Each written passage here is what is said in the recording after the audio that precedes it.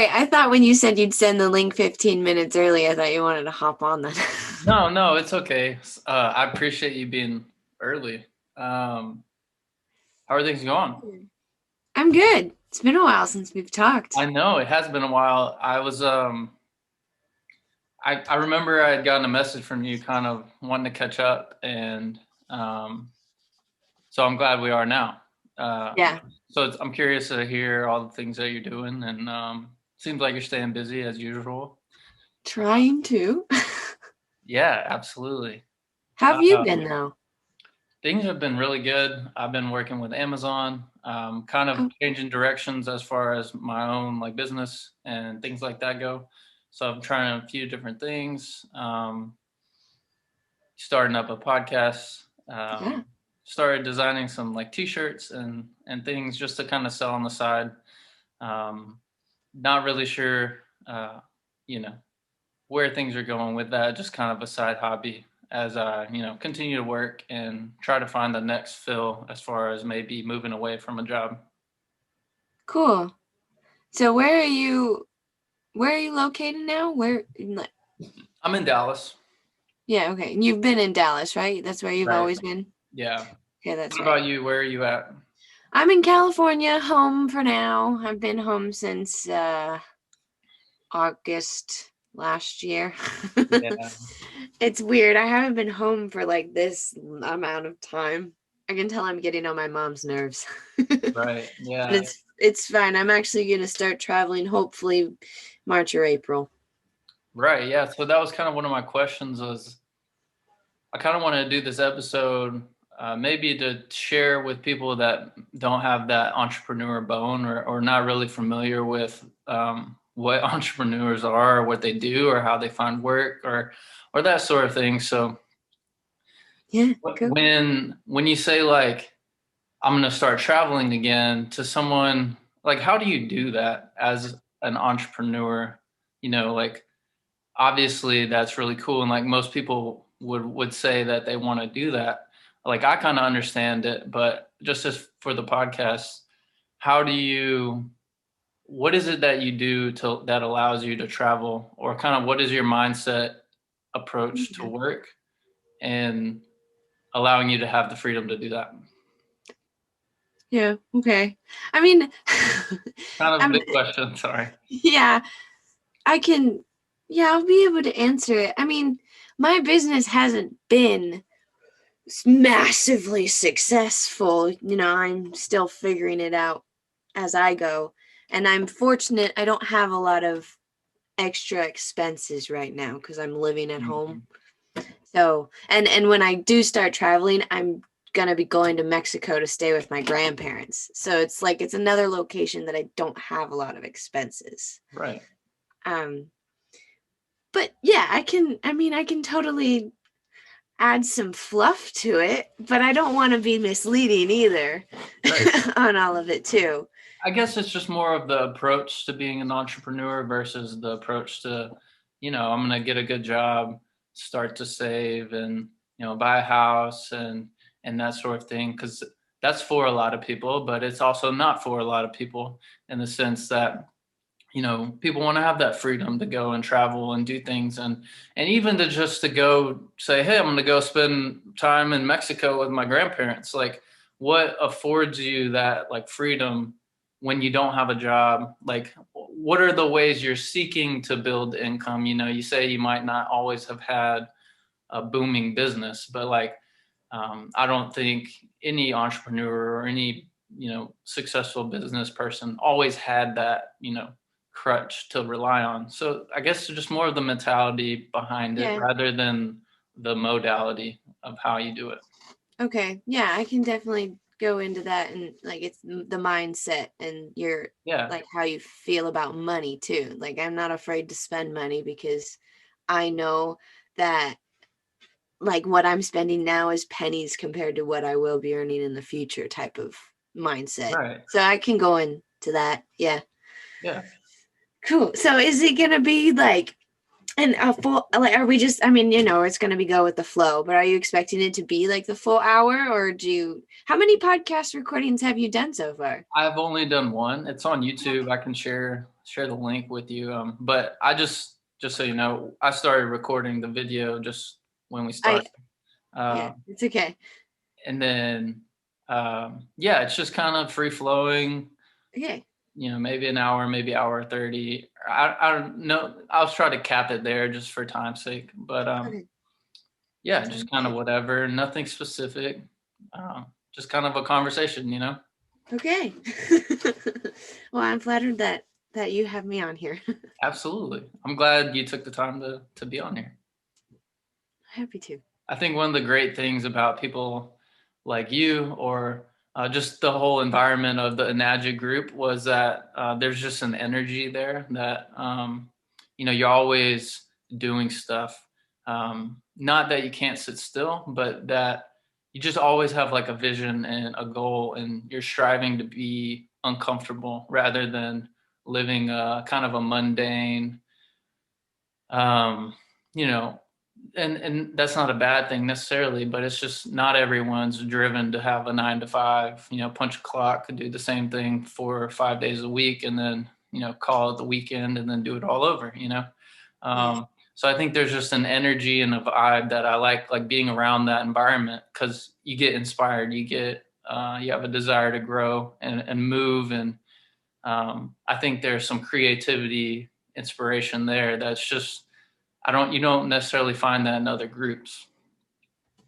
So do you want me to like name drop or like just keep it the company I work with? Or do you want me to say This can be Enagic? a promo for you. You can share about what you're doing and how you're trying to help people, because this can be whatever. There's no rules. Okay. Yeah, absolutely. Okay. So I guess just start by saying, what is it? Are you still involved with Enagic, or what is it that Yeah. you're doing now? Yeah, okay. So what I do now is I've been doing it for about 3 years now, over 3 years, but I'm really just starting to actually commit my time to it fully. Mm-hmm. Um, what I do two separate things. I want to help and mentor people in this digital age. So the biggest thing right now is social media marketing. So I'm really passionate about helping people get their foot in the door and with everything that's going on right now, because like there's a huge digital wave that is Mm-hmm. coming, and it's like, if not already here. So I'm a part of a community that we call Digital Prosperity Movement, and we got together and kind of just created this training platform that can be understandable to the everyday average Joe, to understand what's needed to run a social media business, like all of the marketing, all of the skill sets, the mindset about it all. We really want to give everyone a really good foundation with it. So we have tons of support within this community. There's not really a lot of competition. We are genuinely just interested in helping everyone get ahead in this digital age. Right. Um, and we go really deep on personal development as well. Because obviously personal development is the biggest thing. Like if you don't believe in yourself, if you don't believe that you're a leader or a successful entrepreneur, then you're not gonna be one, and you can't really teach others to do it if you don't believe it yourself. So personal development is really big. Just really, I want to help build that foundation for people. And then on top of that, I do the network marketing. So I'm a distributor for a medical company called the Enagic. They sell medical grade water ionizers. And that's where the health part comes in. And that's like, I'm obsessed with just helping people understand what we put into our body matters, Right. and it affects everything. It affects your whole lifestyle. And with this company, they have attached an amazing compensation plan to where you're not just improving your health, you're also improving your wealth. Ha ha ha. So that's what I've been focusing on for the last 3 years. I started being an affiliate with this company back in October 2017, and I was only 22 at the time, and I was just ready to just start a business. I had looked into a bunch of different options, but I was always so afraid to actually commit to it. Mm-hmm. And then finally I just said, all right, well, let's go for it, because it's not going to hurt learning about all these things. The biggest thing that I find these days is like people aren't even willing to learn about these opportunities online. They automatically think it's too good to be true, but it's, knowledge is free, knowledge is power. Like if you're not willing to take time to learn, then you're not going to really go anywhere. So when I started, I was very overwhelmed. I didn't really know what I was doing, but I really just gave it my everything. And I dove into personal development first, because you need that strong foundation. And um, I was a part of a different community, so I wasn't necessarily seen as a leader in this community. But then so I just kind of put the whole sales part, the affiliate part on the back burner while I focused on personal development. And just a tip, if you're really wanting to get out of your comfort zone and grow, I recommend solo traveling. Yeah. I mean, it's difficult. It's kind of a little hard to solo travel right now, but really there's nothing stopping you except for yourself.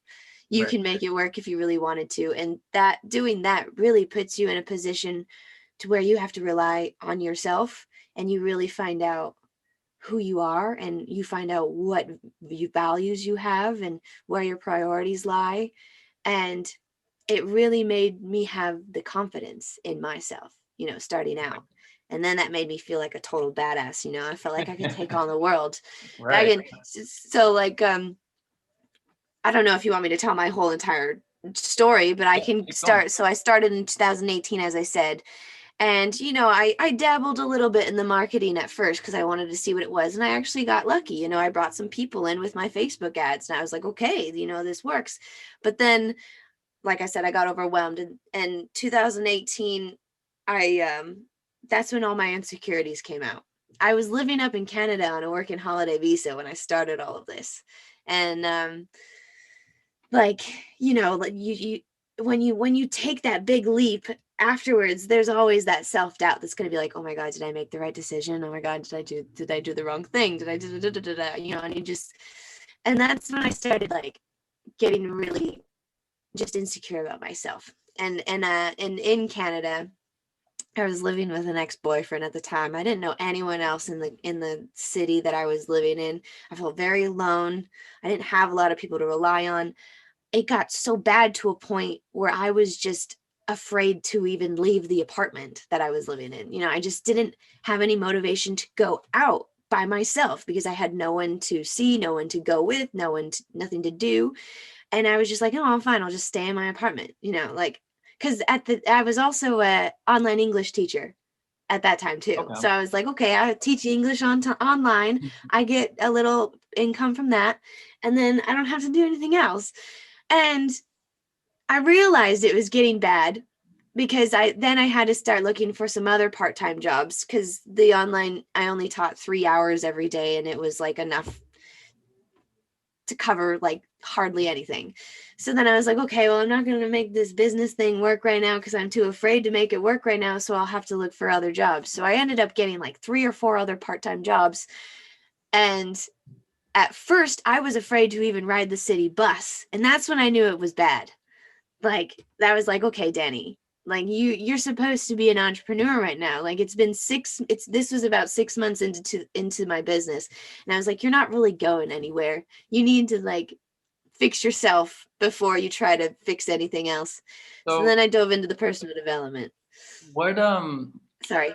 what wanted you, or what inspired you, instead of, hey, I'm gonna go through grade school, you know, um, Mm, go to college, and then find a career that I love, and what changed in your mindset? Like, okay. when did you decide, I'm not gonna do that? I think if I'm right, you went to graphic design school or performing arts college or something like Yeah. that. Yeah. Then, Okay. I got this. where did that switch come? Or did Yeah. you always kind of know that's not for me? I'm gonna go my own route. Okay, yeah. So let me back up even further. This is a better starting point. Growing up, I loved performing arts, but I was also a very shy person. I felt safe in performing arts because you always had a script or a routine or lines, like you knew exactly what you were supposed to do. Right. Like However, you had free, like it was a environment where it was okay not to be yourself, and like people expected you yeah, to be different. Right. Yeah. yeah.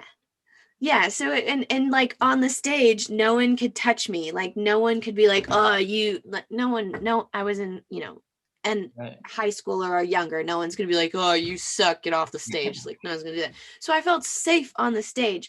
But the second it came to like improvisation, like playing improv games or like talking in class, I could not do that. I never ever rose my hand in class growing up unless I was 100% confident on the answer. If I even had the littlest bit of doubt, I wouldn't.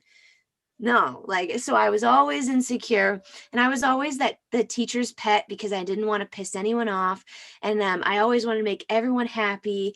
And I have three other brothers, and my brothers are like a hot mess, like I was always the goody two shoes child, right? So I thought growing up, I'm gonna be the best student, I'm gonna go to college, I'm gonna make my family happy, I'm gonna graduate, and I'm gonna do, so I had that mentality growing up. But then as I got into um, sophomore, junior, senior year of high school, I was really struggling. Like, do I want to go to college? I did not enjoy school at all. The thing that scared me the most about going to college was the fact that I had to write papers. I hate writing. And that's because I had a horrible teacher in high school who, when I did feel confident about my writing, she would just tear me apart.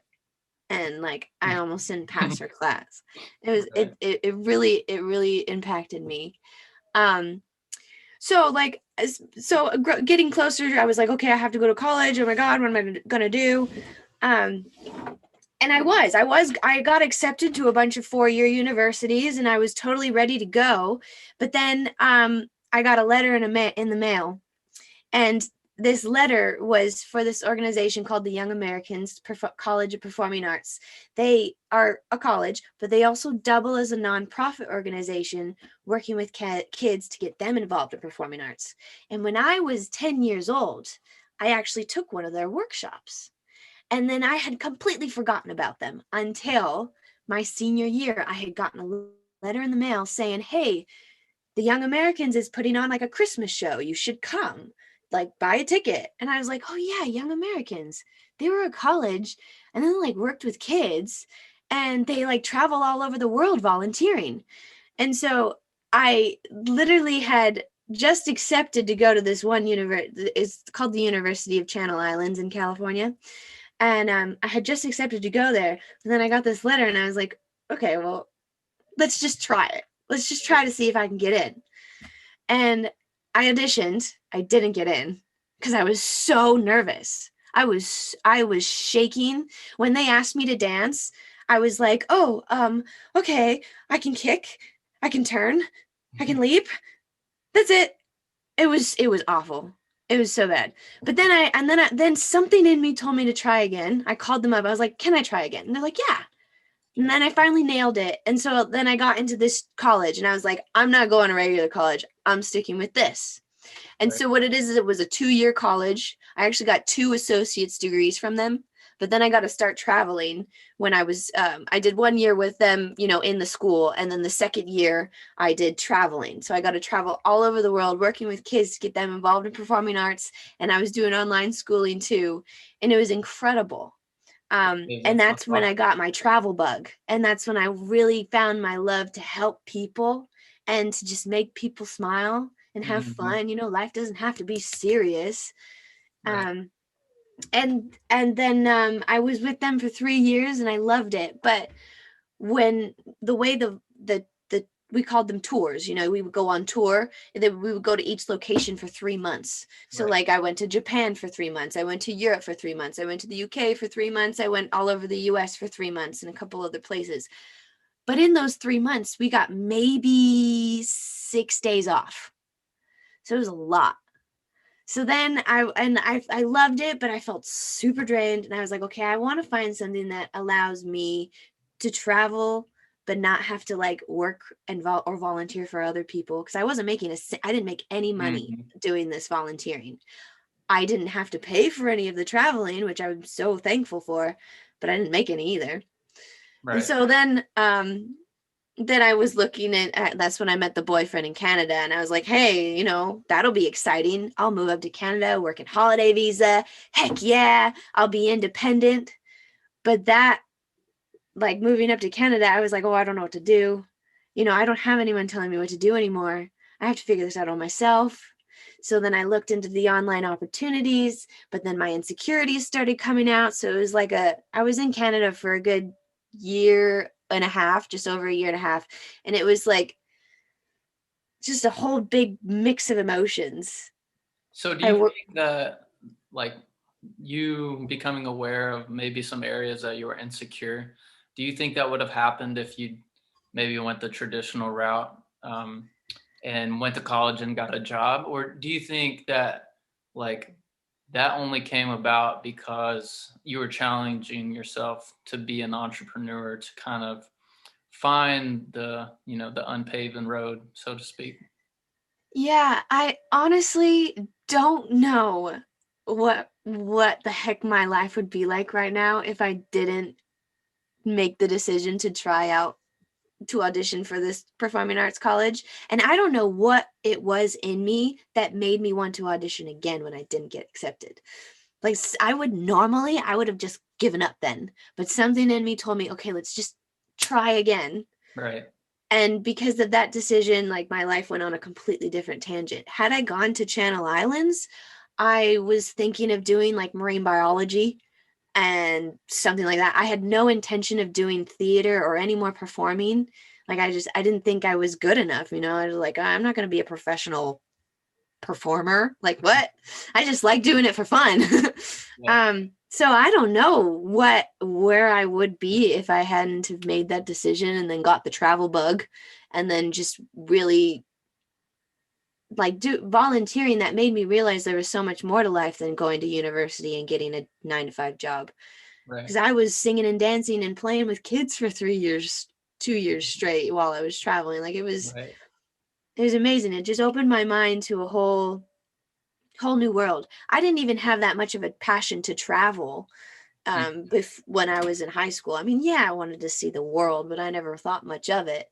And the first location I was sent to when I was volunteering was Japan. And oh my God, that place is like flips your world upside down. And it just it's oh, Japan's amazing. You should go to Japan if you've never been. Never been. um but yeah, I remember, when I was little, I was like, oh, it'd be cool to work online. So maybe if I had gone to university, I would have like found an opportunity, but it would not be nothing like this, Hmm. you know. So it really just, like you have to really dig deep down and figure out what it is that you want in your life. Like, don't do it to make other people happy. Like, do the things that set your soul on fire. And it might be scary, but who cares? Do it anyways. That's how Right. you grow. Yeah. That's really cool. So back to your comment on, you, I think most people will say like in high school, they're like, yeah, I want to travel the world. I just feel like, but they don't think much of it. And then I think that's just kind of a programmed response of who wouldn't want to travel, who wouldn't want to experience new things. But all the while they don't, take any initiative on that idea. Yeah. It's interesting, but it's cool to see people that kind of break that chain of thought. So I guess kind of keep going with your story. Yeah. You you're you were in Canada for a while. You started to experience hard times, and then kind of where'd you move forward from there? Yeah. So when I went up to Canada, I was like, okay, what am I going to do? I need to actually be responsible. The first job I got in Canada, I worked at Starbucks. I hated it. Okay.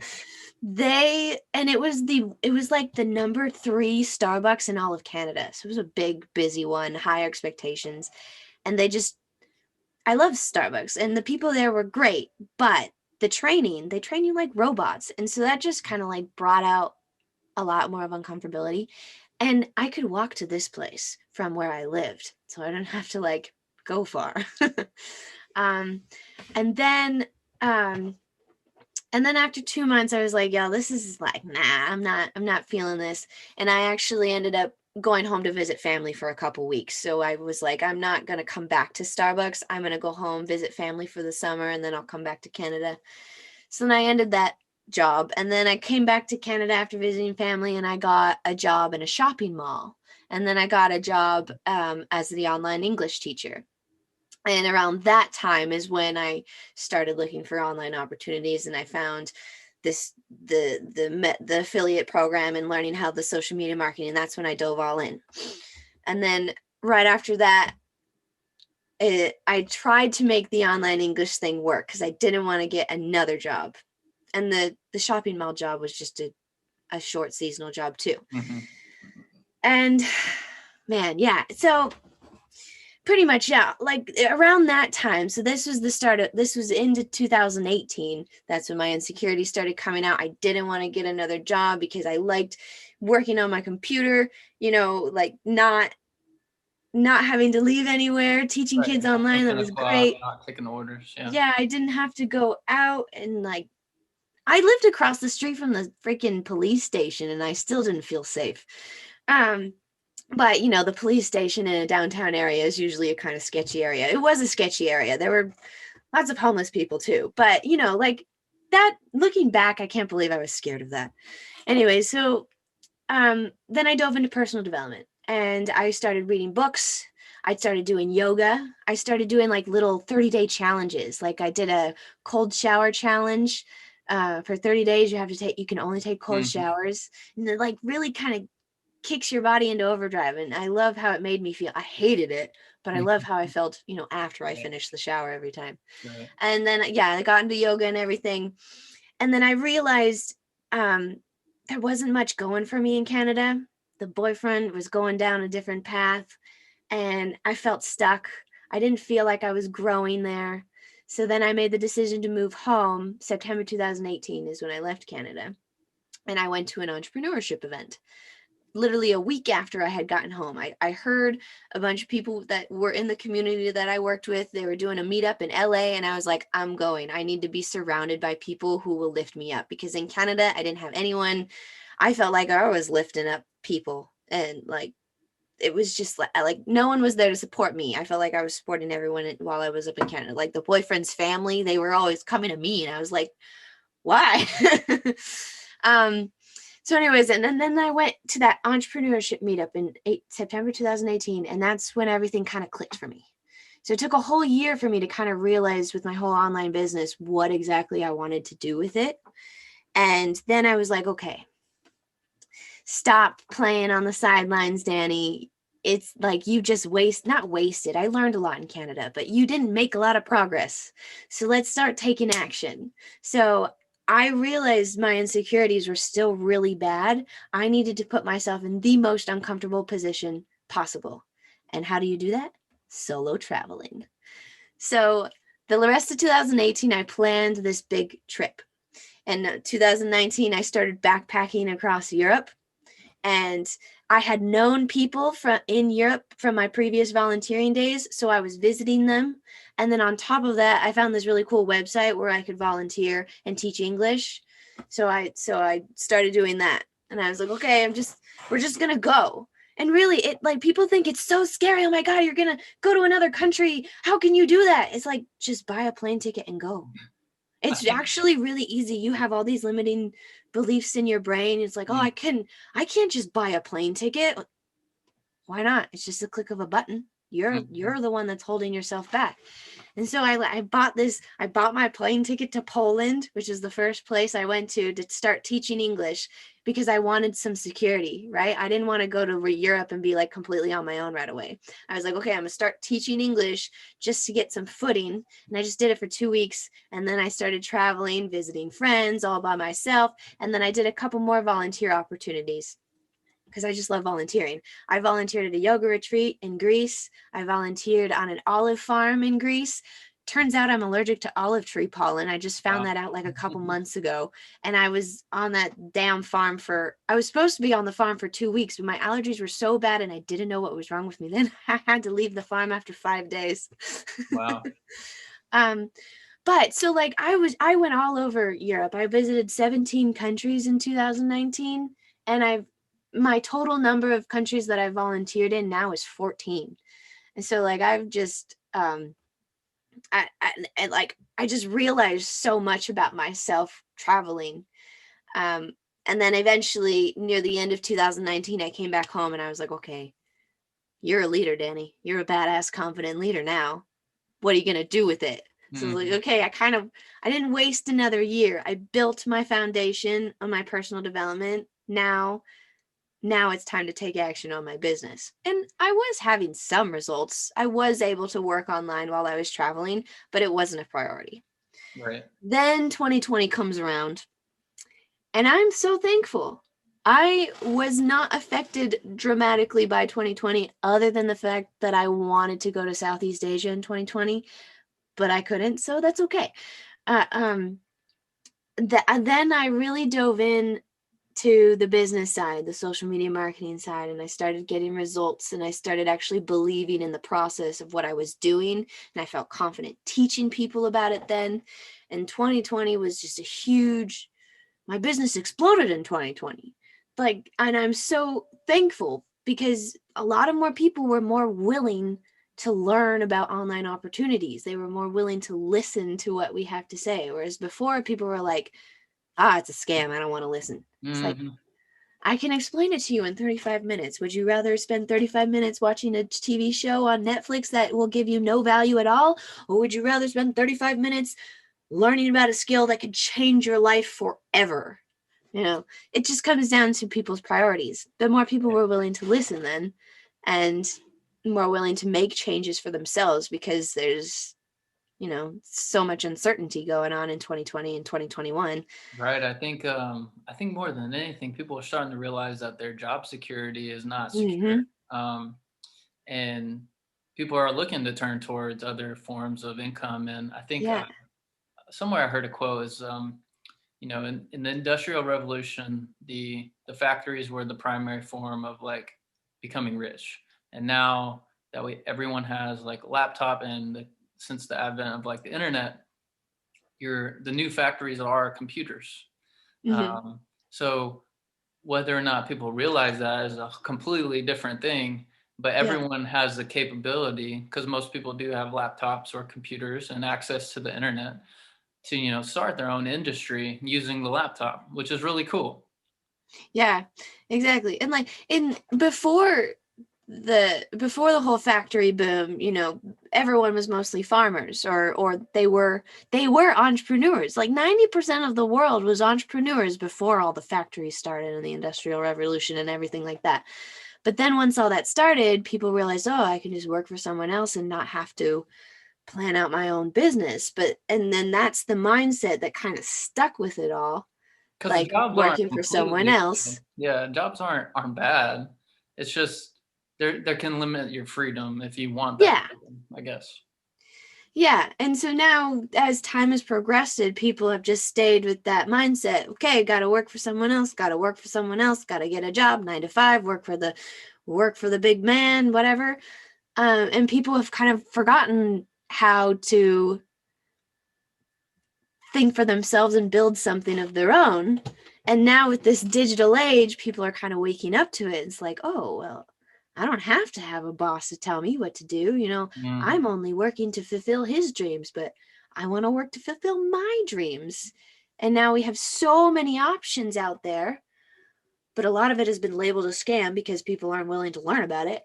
And so it has a kind of a negative connotation. But if you're willing to learn, your mind, your world could be open to a million new possibilities. Mhm. And it's like money mindset too. Like everyone thinks, how much does it cost? I don't have the money to do that.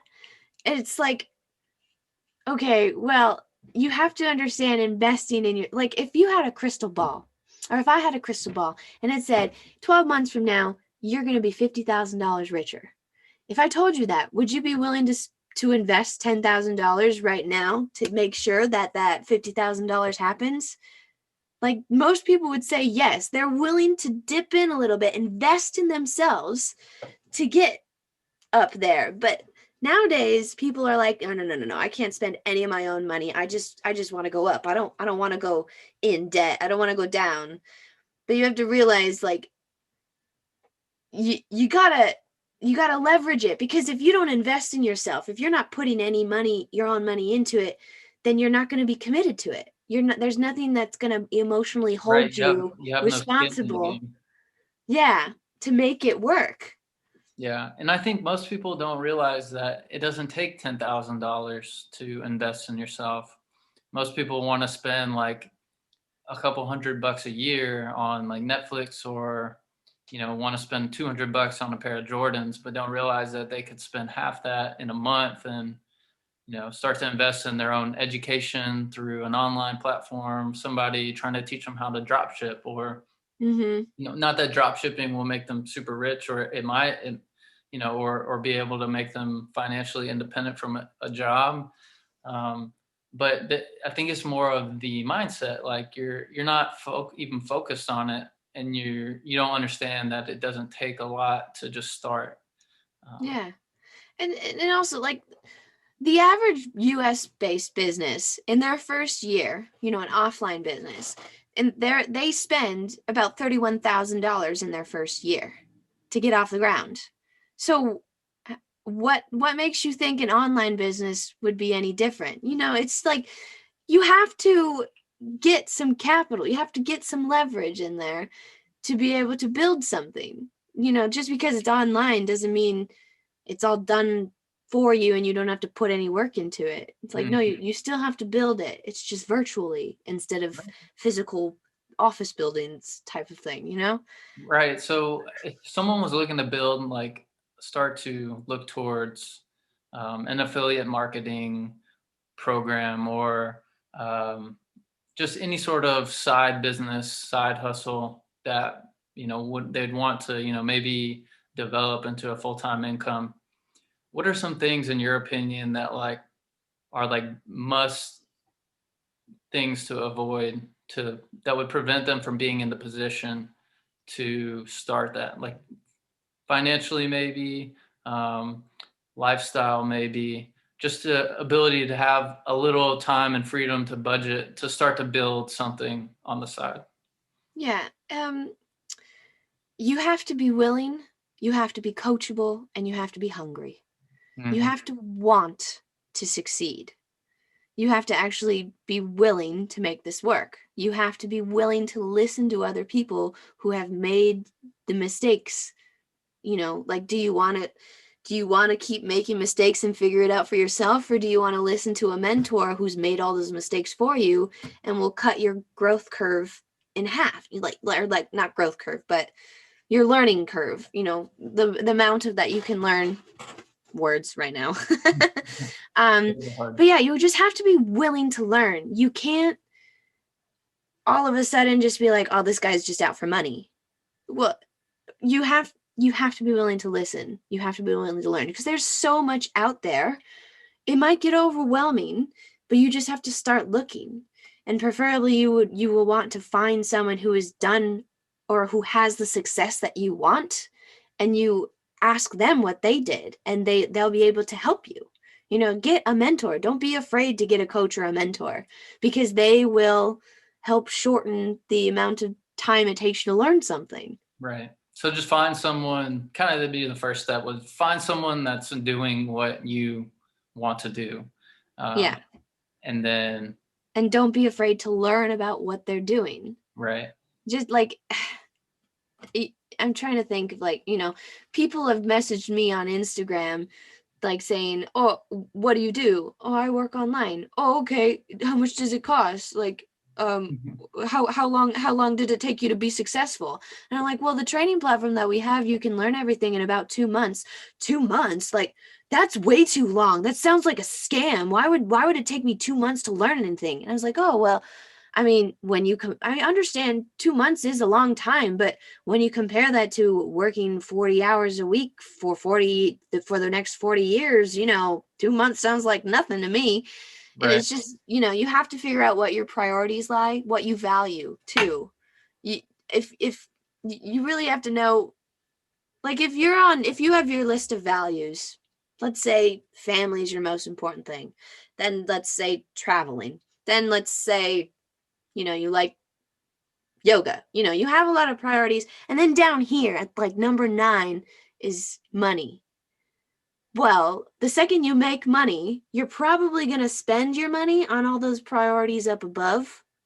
Hmm. So like and then you'll just be stuck in that vicious cycle. You have to really understand, if you want money, okay, well, the first thing on my list is family. How can money help my family?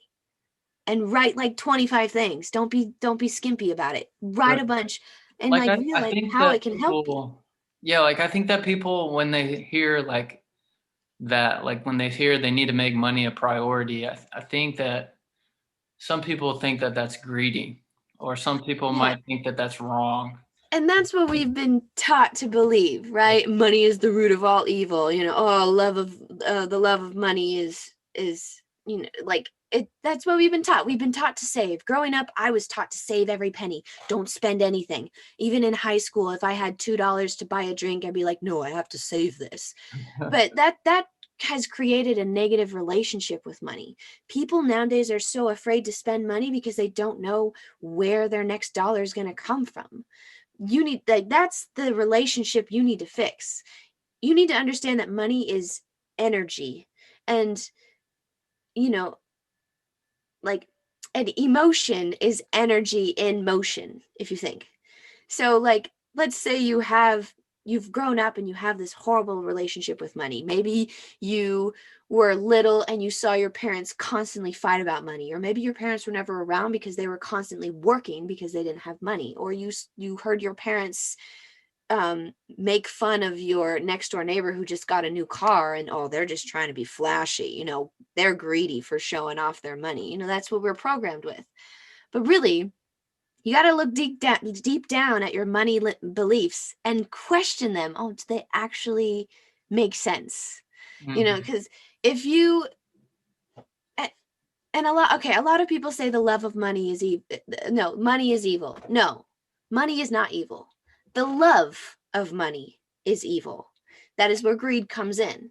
Right. I But think that when that verse in the Bible, it comes from the Bible. I think yes, the whole intention was that if you prioritize money as your foothold, like the thing you worship, the idol of your life, then like that would be the root of all evil. It's yeah, because there's never enough. It's just fleeting. It's not suffice, or it's not sufficient in fulfilling you in your life. But yeah, there are things that come from money that like ultimately give you the freedom to invest time in your family, um, or maybe help them financially, or spend your money where you would like, helping a charity or organization, or giving you the freedom of time to volunteer to help people yourself.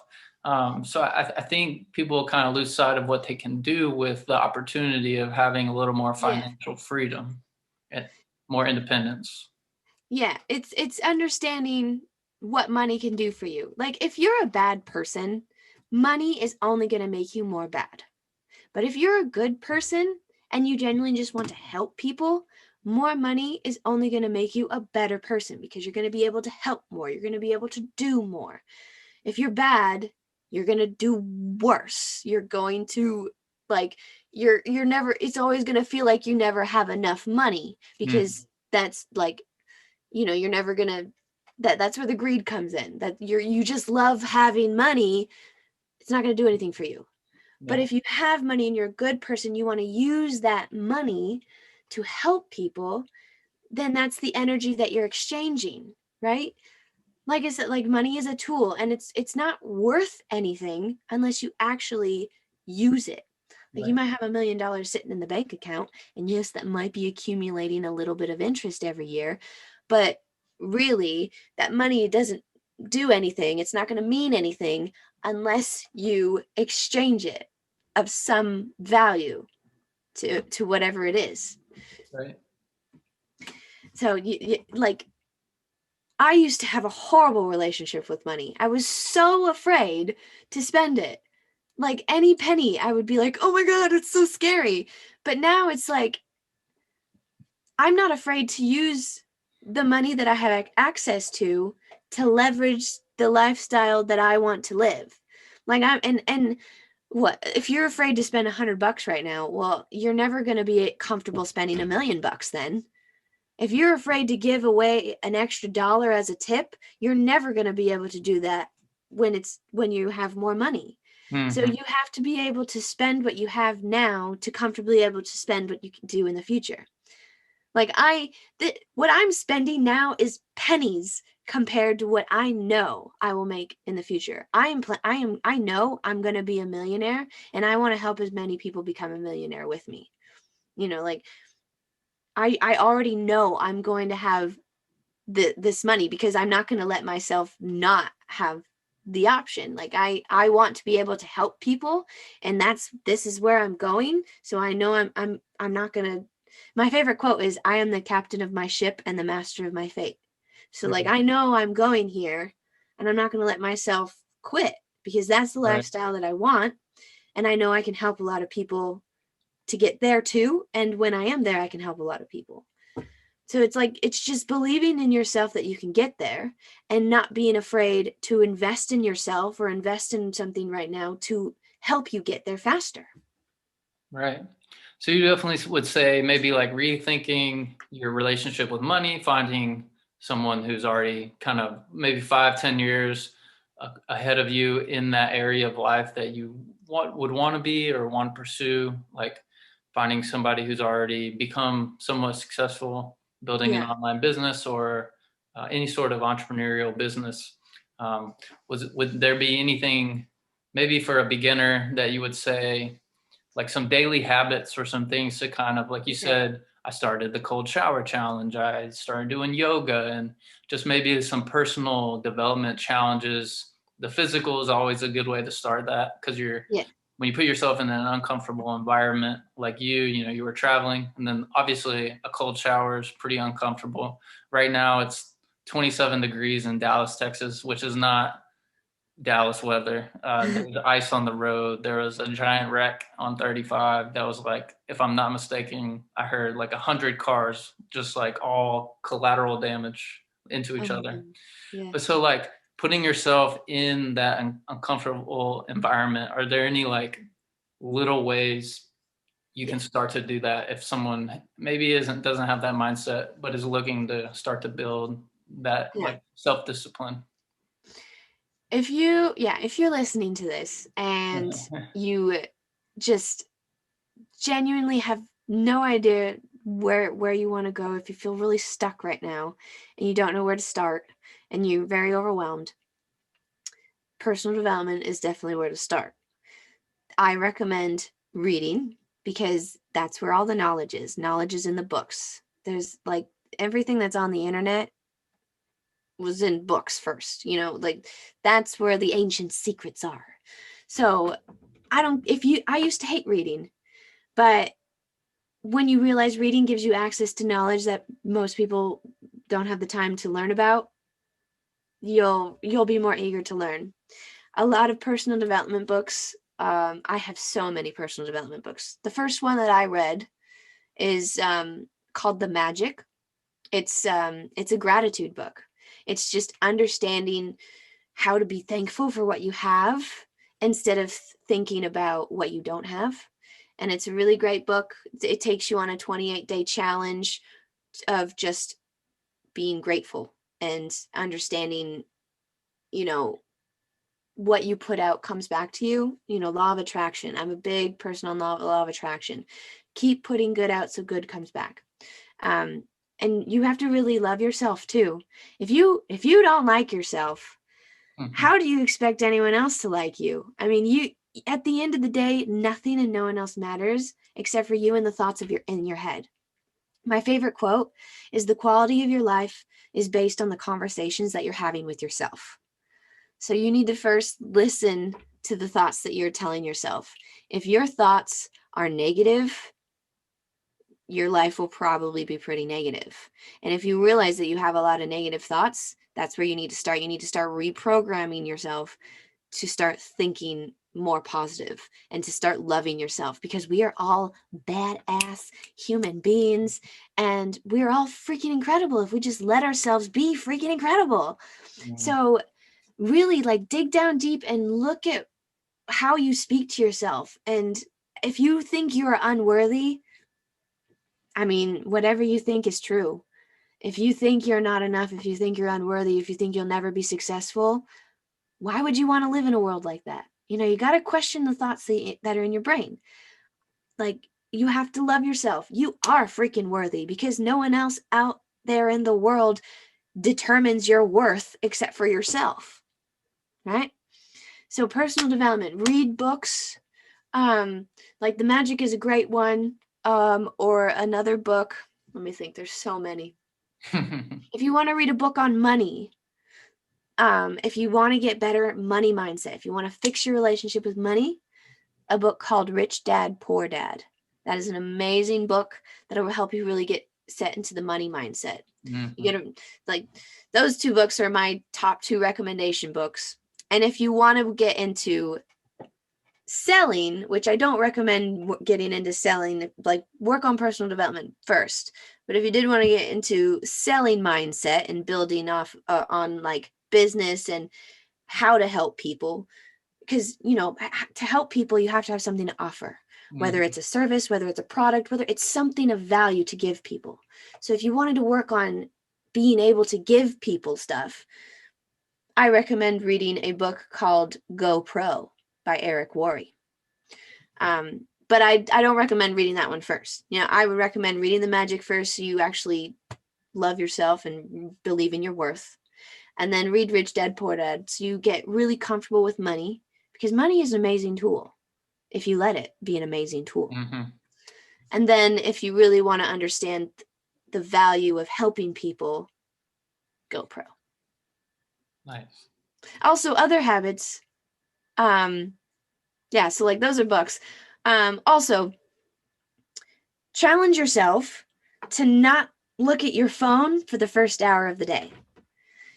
Give yourself an hour to not let technology or the outside world invade your brain. Give yourself some time to wake up, you know, go to the bathroom, drink some water, do a little yoga, stretching, go on a run, do something that you don't have to look at your phone for. So do you kind of have a morning routine that you do most mornings? Yeah, I do. I do have a morning routine. I don't look at my phone for the first hour. You know, so many people sleep with their phones next to them, and the first thing they do is they look at their phone. But the second you look at your phone, you're letting other people's opinions and thoughts enter your brain, where if you're just waking up. That's very impressionable. And those things can hold on to you all day long. So I definitely recommend wake up, give yourself some time. Don't let the outside world in right away. Focus on yourself. Whatever morning routine works for you. I used to wake up at 4:44 every single day and have a full-on morning routine. Now I wake up at 6, 7 a.m. and I have a different morning routine. Like, don't be afraid to change it, but do what works for you. Give yourself some time in the morning. Maybe you like to journal. Maybe you like exercising. Maybe you like meditating. Oh my God, meditating will change your life. Meditating is amazing, and that's a whole nother topic to go down. But that when I stopped looking at my phone in the mornings, that really changed my mindset and kind of helped me set my day in the mood that I wanted it to be set. I didn't let anyone else ruin my day, you know, the first 10 minutes it started. Yeah, I think more than anything, it's just kind of a distraction from what you know our intention is for the day. Because as an entrepreneur, as someone trying to accomplish something outside of the status, or like everyone has the quota for their employee job every day, but you kind of have to get hungry, like you said, and say, no, this is my time. I'm gonna be like plan it out, be intentional about what I'm gonna do during this time. because you really have to do that if you're going to achieve results in any sort of entrepreneur or business. Yeah. You got to look at your life right now and really question, do you want your life to get better? Mm-hmm. Because nothing in your life is going to change unless you change. You have to be willing to make those changes and take the step and be hungry enough to learn and go for it and not give up. How badly do you want it? How badly do you want to succeed? How badly do you want to be successful? No one can be successful for you. You have to be the one who does it. We can help you, we can guide you, we can give you tips, but you are the one at the end of the day who has to take action on it and actually make it happen. Right. Yeah, Yeah. I think so. That's really good. So for someone trying to start any sort of or ignite the entrepreneur bone, so to speak, so just creating self-discipline habits, starting to learn outside of the status quo, um, and then like doing more than the minimum level of like attainment, I guess, because that's what a job is. You go in, you do just what you have to do then go home and then enjoy your evening, and then you do it all over again. So I think there's like that hunger level that has to like kick in to where I'm gonna kind of start learning this. I'm not gonna become a genius overnight, but I'm just gonna a quote I kind of like is it doesn't matter how big your steps are, just the direction that you're walking. So most people think, oh, I'm going to start my own business. I got to be financially independent in a year, and if I don't, it's a failure. And well, most nobody does that, right? Like Yeah. nobody really does that, and is successful in a very short period of time. It happens seemingly overnight, but they've been refining and working and on their talents and habits for years. Yeah, actually, a quote or not a statistic, but the average person who has an overnight success has been working for the last 5 years. Like, I don't remember the actual saying, but it was like to have an overnight success, you have to be working for 5 years before then to Yeah, to even be achieve noticed. whatever it is that seemingly happens overnight. Mm-hmm. Um, Yeah. And that it's like, never mind, I just lost my train of thought. No worries. So yeah, so like getting started in like learning a trade or a skill, maybe it's internet marketing, just whatever niche or role it is. Like for example, mine, I kind of found a guy that said his first three streams of income were that outside of a job were like selling t-shirts. So I just started watching his videos and learning how he does it. And turns out it's really easy. There's kind of like zero upfront costs. It's what they call print on demand. So you kind of just have to drive traffic to your products. And as they start to sell, as you gain traffic, you can post them on like Amazon merch has like a marketplace where you can do t-shirts and apparel, and then there's a couple other programs, but then they drive their own traffic, so it kind of starts to feed itself. So it's like once you get the ball rolling, then um, just finding that niche or specific category where you kind of see a need and want to fill it. um, Mhm. so reading, creating a morning habit, just other ways of creating self-discipline and challenging yourself, which may require, like you said, some isolation, like really digging into who you are and what you want, and how do you want to help people. um, you would say like those are kind of the starting point. Like once you're kind of thinking on that track, it's finding people that are doing what you're doing, because at that point, at least for me, I've discovered that your energy and that drive just only continues to build on itself. And there may be days where you don't feel like taking steps forward in your business, but you know that you're not going to quit because you just can't, right? It's just you, it's like I can't. I don't know what it is. It's like once you see the light at the end of the tunnel, it doesn't matter how long it takes to get there. It's just you're going to gradually move towards it. Yeah. And like the thing with entrepreneurship, people don't realize like entrepreneurs usually work 80-hour work weeks. Mm-hmm. And that's they work a lot because there's so much that they have to build themselves. But usually entrepreneurship is like willing to do the work that no one else is willing to do right now for 5 years to be able to live a life that no one else can't for the rest of your life. Mm-hmm. It's like I'm willing to do all like I know I'm not going to have results like that and all of a sudden be successful and never have to worry about it again. It's going to take time to build. An offline business usually doesn't even see a return on their investment for like 7 to 8 years into running their business. And online, like for me, I'm giving myself 5 years, and I'm 3 years in, so I have 2 years left. And I don't even really count the first year, so technically I have more time than I thought. But give yourself 5 years to build something and really give it your everything, so you can live the rest of your life like no one else can.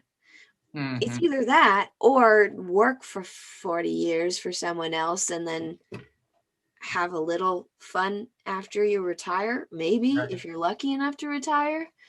I mean, my poor mom, she's a teacher and she thought she was going to be able to retire next year, and turns out she can't. She's going to have to work for another 5 years to even retire. Mm-hmm. It's like the idea of retiring at 60 is kind of a dead idea. It not people aren't getting enough security that way. So instead of doing a little bit of work for 40 years and getting a little bit of results, put everything that you have and love into 5 years to get some results, to really get yourself a good foundation, get stable, and then you'll have the rest of your life. Right. It's just people are so used to like not doing all the work. They want to do the bare minimum.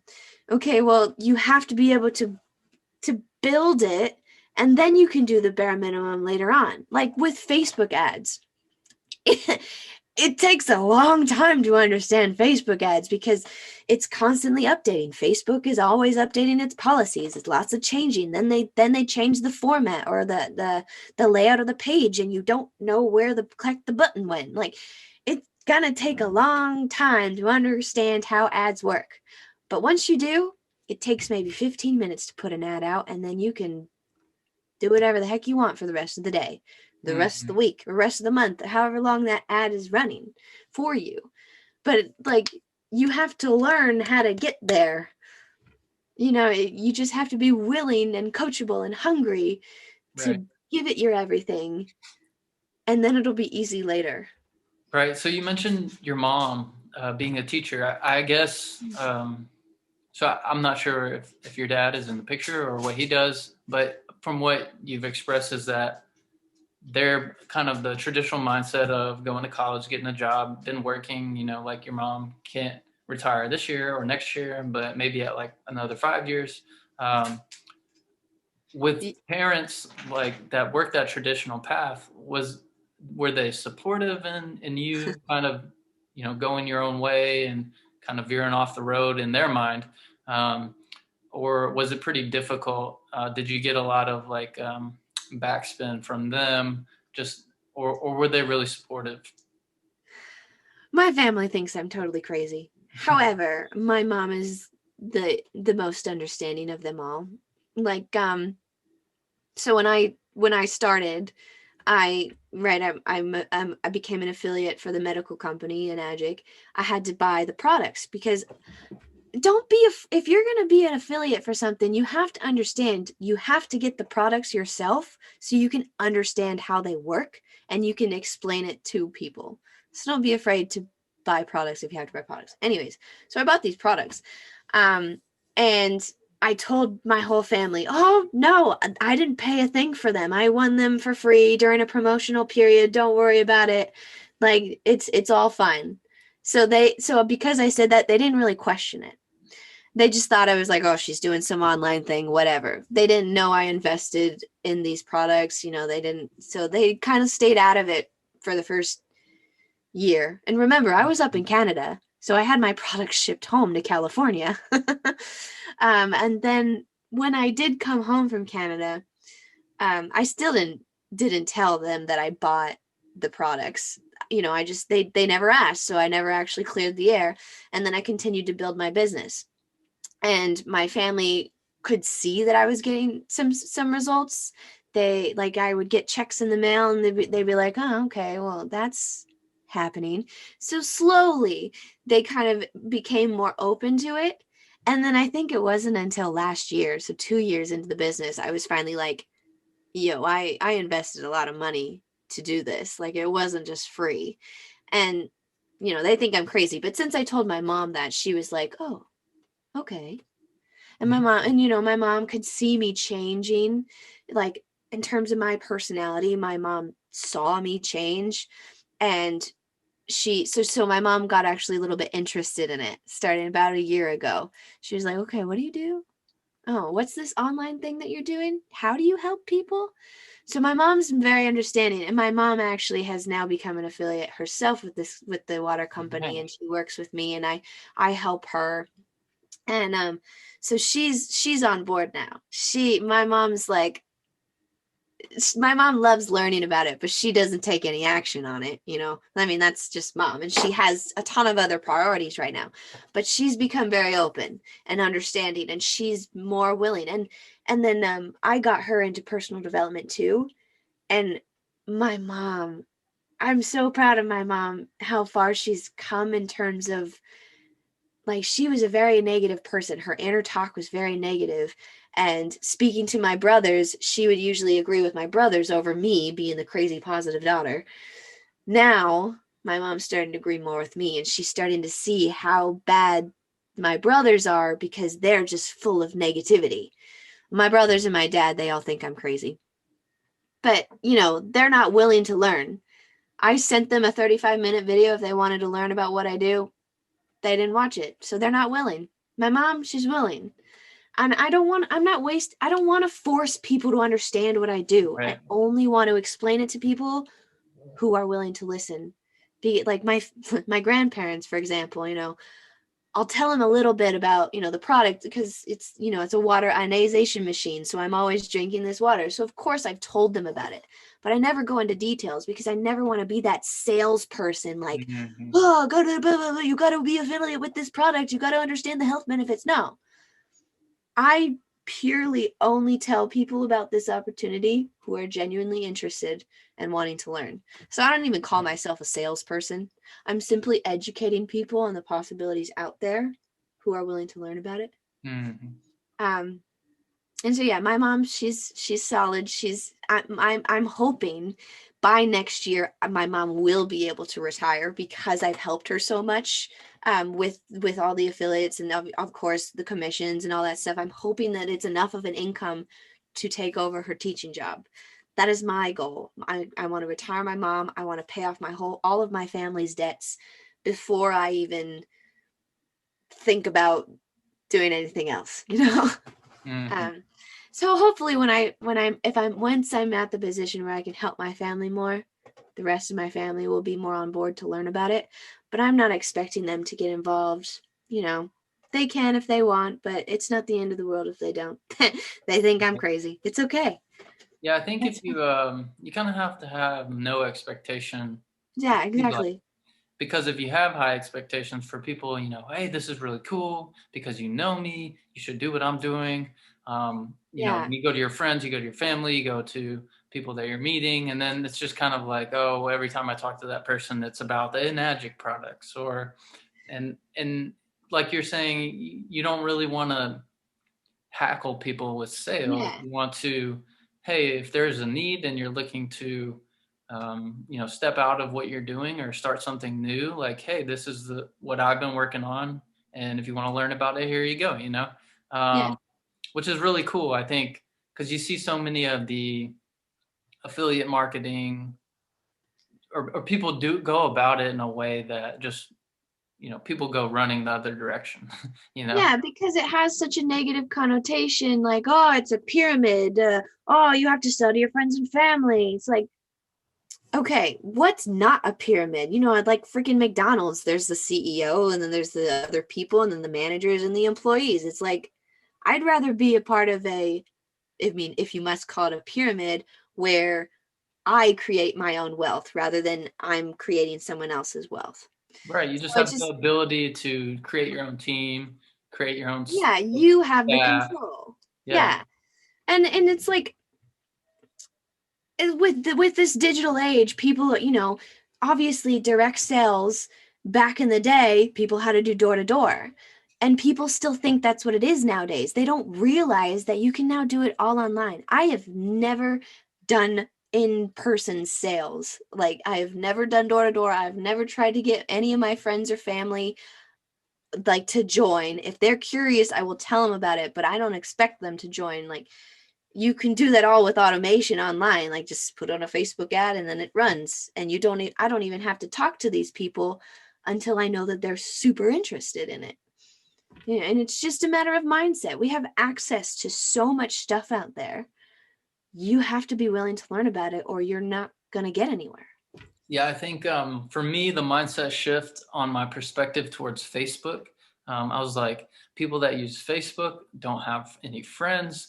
They have to go and share all their stuff online and don't have people around them, don't have like real community. But then like I I began to change my perspective when I was like, okay, hey, like, okay, people like to share it. It's okay for them to do it in that way. They're not, it doesn't mean they don't have community around them. But I just don't feel the need to share like personal things on Facebook. But Yeah, I can see it as a tool then, therefore, because I think as advertisers, once Facebook and social networking became a thing, they were like, oh, this completely changes the game. We don't have to even talk to people face to face to get them interested. We don't have to go door to door. I can have Facebook, which most people don't like this. They track like your activity on Facebook, your what pages you like and that sort of thing, to basically factor in what ads they're going to show you.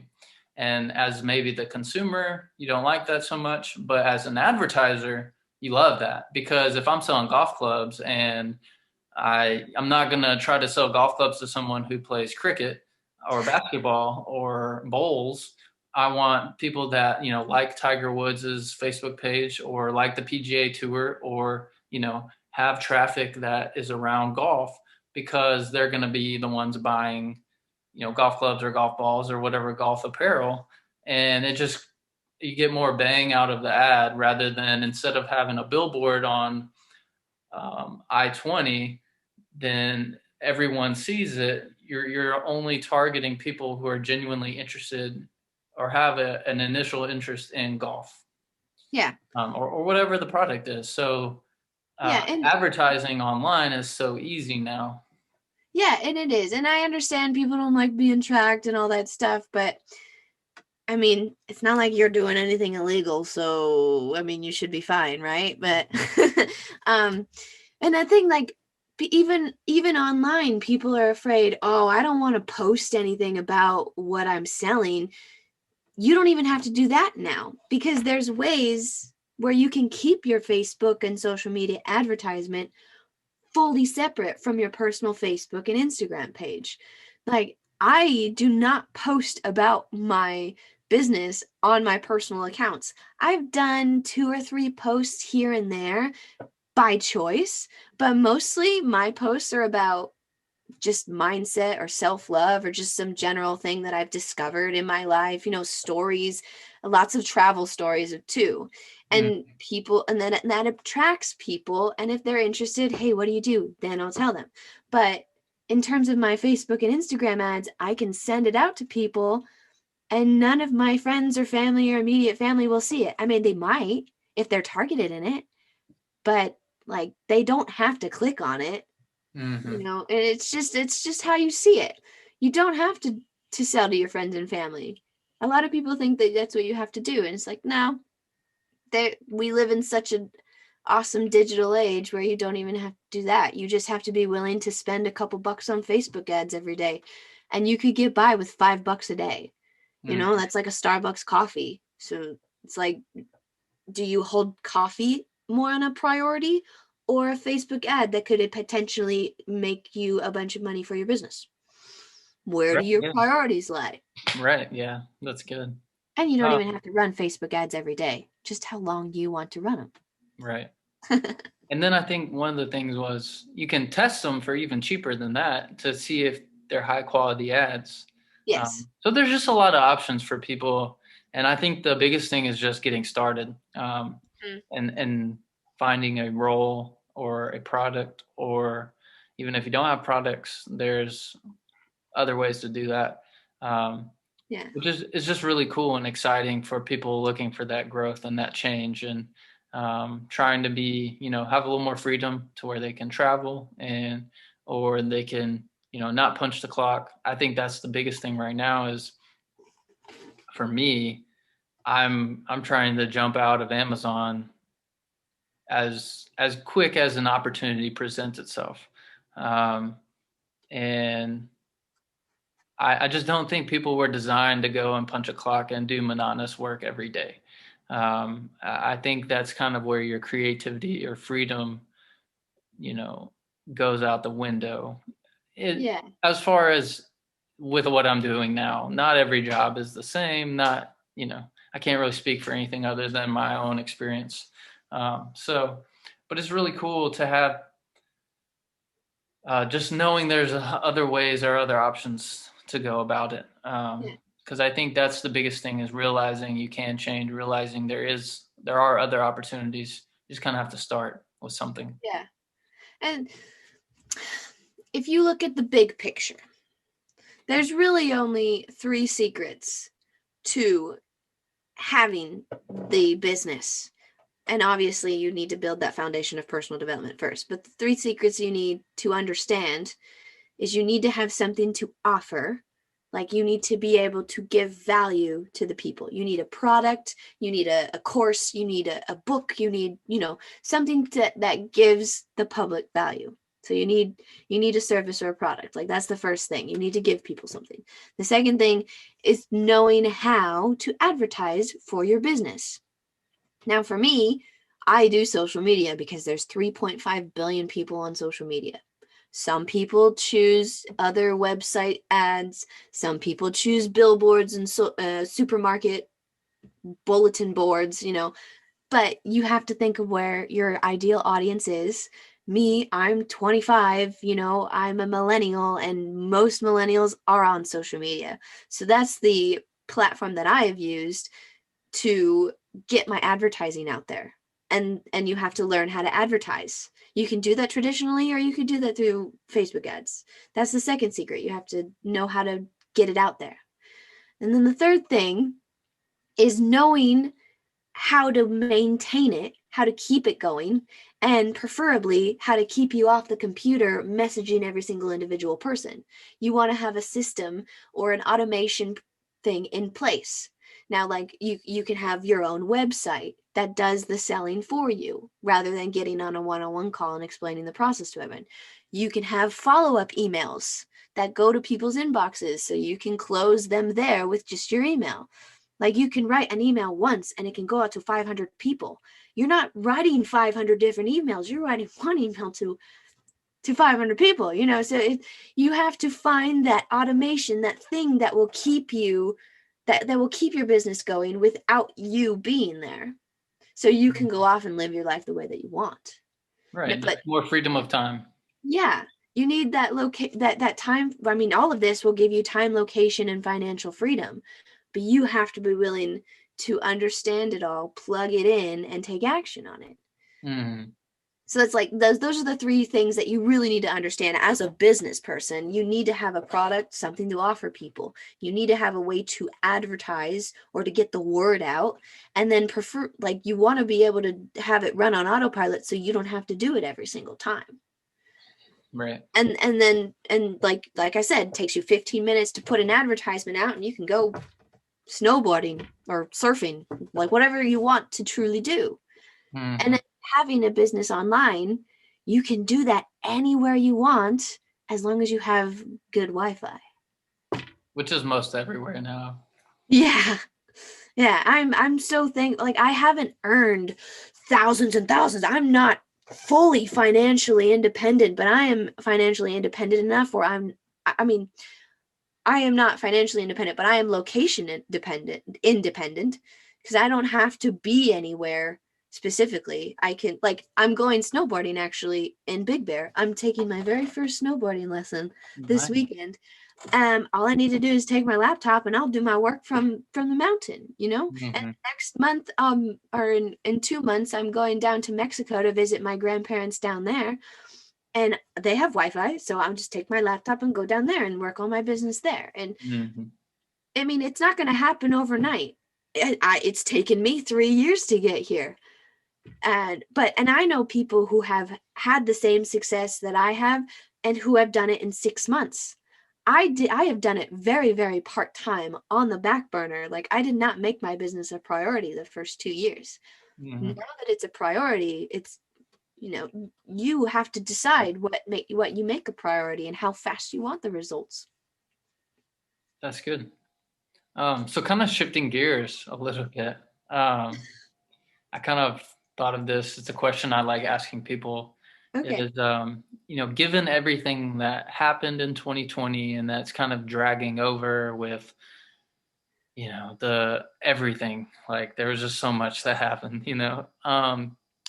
what about, maybe the protests or the um, coronavirus or the election, or depending on, doesn't matter where you fall on it. What about 2020? Is there anything that you learned from that? Because I think it was definitely a different year, pre unprecedented. Are there any life lessons, or what did you learn and take away from 2020 that's going to kind of help you move forward and take away and just like catapult you, you know, into the direction you're going? Yeah. So I'm very thankful I wasn't impacted greatly with anything. Um, but there's two ways you can go about it. Obviously, the mainstream media is crazy because so many people now have the ability they can share their opinions. So there's a lot of stuff out there. And a lot of it is negative. Like, you might be finding the truth, and that is totally, I mean, I am all for doing your research and finding what the truth that, I mean, there really isn't any truth nowadays. It's kind of just what you choose to believe. But I was into it. I followed the election. I followed the coronavirus at first, and I'm glad that I did. However, it didn't bring any good. It only kind of brought more worry, more fear, more stress, more just a lot. Like, I lost some friends because they didn't like that I was posting only positive things on my page. They wanted me to Mhm. post about what was going on in the world, and and it's just like it only brought negativity. Now I have this other friend who lives in Bali. She hasn't even, she knows what's going on, obviously. She's heard it through the grapevine, but she hasn't consumed herself with getting all the information and doing all the research. And she has lived a blissful life this past year. She hasn't had that burden of stress of everything that's going on out there because it didn't directly affect her. So, like, yes, you can be aware of what's going on in the world, but at the end of the day, unless it's directly affecting your everyday life, don't let it impact you so deeply.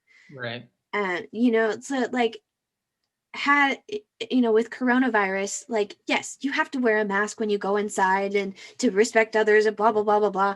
I don't like wearing a mask, but I will do it for the sake of other people. But, like, I'm not gonna start a fight over that either because that just brings more negative. So, like, it's all about what you want in your life. Yes, you Hmm. can be aware of what's going on out there. You can do your research, you can find the narrative that matches your narrative, whatever. But don't let it impact you on, like, an emotional level, because that's all that it really brings is more Hmm. worry and stress, and it just doesn't do good for your mentality and your mindset. So try not to let it consume you. um Right. Just kind of maintaining that tunnel vision. Like you kind of see yeah. the outside of everything else, but you're really just focused on what's right in front of you, like being where your feet are. That's good. Yeah. Be as present as you possibly can be. I mean, with technology, it's super hard. Like me, I'm on my phone all the time because I'm helping people or I'm doing this and that. But it's really important. Imagine if social media, if all the power and everything just disappeared or turned off right now, you would have what is where you are right now. That's all you would have is where Mhm. you are. Like right now, I am in my bedroom in California by myself. Like this, focus on where you are. To don't forget to be present because there are no enemies in the present. There's only like anxiety because you're thinking about the future of what's going to happen, or there's depression because you're thinking about the past and what has happened. But in Mhm. the present moment, like right now, there's no predators. Unless you're about to get hit by a car. I mean, like that, Yeah, it's kind of like then the it's idea already of, happened. It's yeah, it's like fear is not real, but danger is. Like, but so much of our life is not really dangerous. So much of our life is just fearful, yeah, because or it can be. you're thinking about what might happen, or you thinking about what did happen. It really controls your actions. But Mm. if you removed fear, if you just let your ego rip it out of your body and just throw your ego and your emotions aside and just look at everything as it is right here in the present moment, you'll get that bigger picture outlook on like, okay, it's not so bad. But if you're constantly thinking like, oh my God, the world's going to end, the world's going to end, the world's going to end, okay, your world has ended because that's all you're thinking about. Yeah, But if you just like meditation, like I was saying before, that really helps you become as present as you possibly can because you're not letting the outside things affect you. right. So, There's just that balance of I'm yeah, aware of it, but I'm still like focused on what I'm doing. yeah. Focus on what you are doing because Word of no the one year, else. word of the year would be balance kind of thing and Yeah, focus. yeah, yeah. Balance. Find the balance. Yeah. Well, this was a lot of fun. I really enjoyed it. Yeah. Wow. Yeah. This is great. This is my first podcast, so I'm flattered to be on Yeah. here. This was really fun. I like the flow of this all.